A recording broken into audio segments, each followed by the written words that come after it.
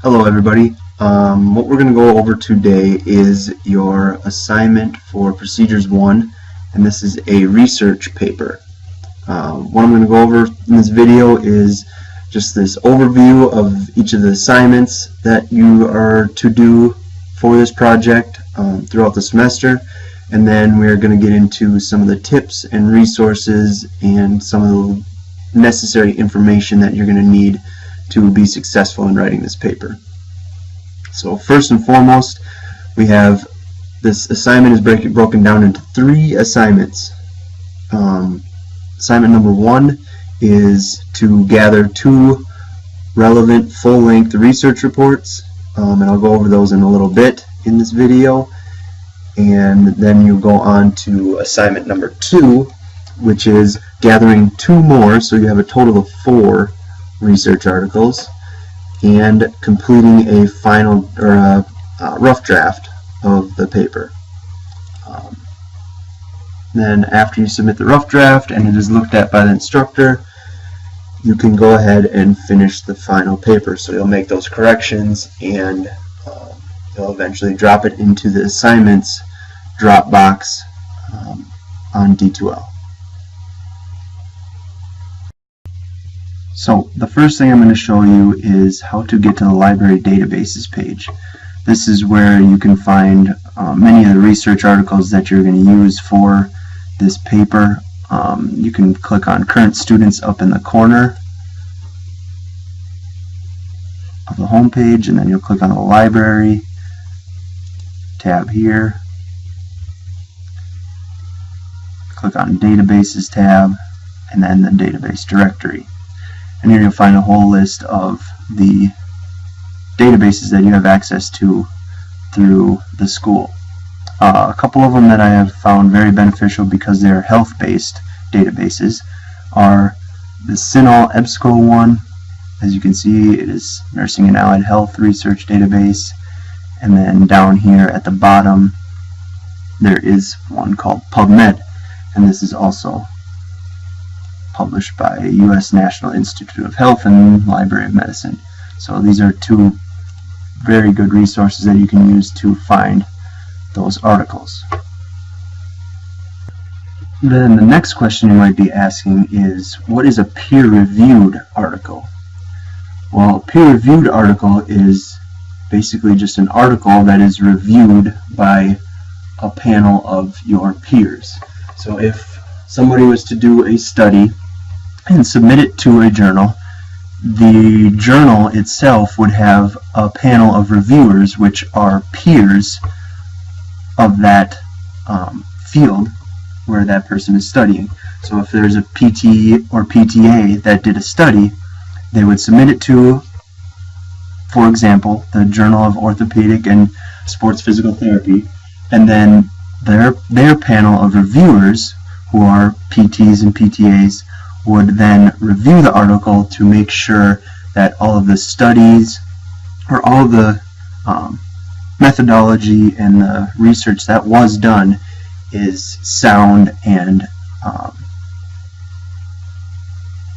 tested what it should be testing. So that's what a peer review article consists of. Okay, so the next thing I want to talk about is the difference between a research article and a review article. In the instructions for this paper, you need to find 4 research articles and not review articles for your resources. So first of all, a research article is just one single study done on a group of patients or people. So here's an example of that. So this is Graston technique on hamstring muscle extensibility. This study shows that there are 24 patients in the study with nonspecific low back pain, and it goes through and tests them using the Graston technique. So this is an example of a research article. So one study done on one group of people. Then we have what's called a review article. This kind of article is a combination of a whole bunch of studies that have been done on the topic. So here's an example of that. This is a prevention of management of limb contractures and neuromuscular diseases. So they took a whole bunch of studies and took all of the results and combined it into one and kind of summarized all of the studies and what they found.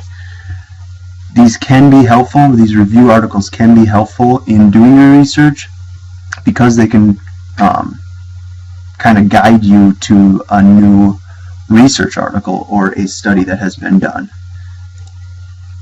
So what you can do if you do find one of these is you can go all the way to the bottom of one of these review articles and look at their references.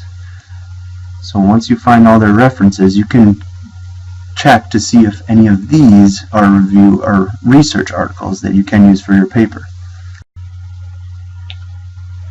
Okay, and the last thing I want to show you is how to submit a interlibrary loan request. So this is when you come to a study, and I'll show you here.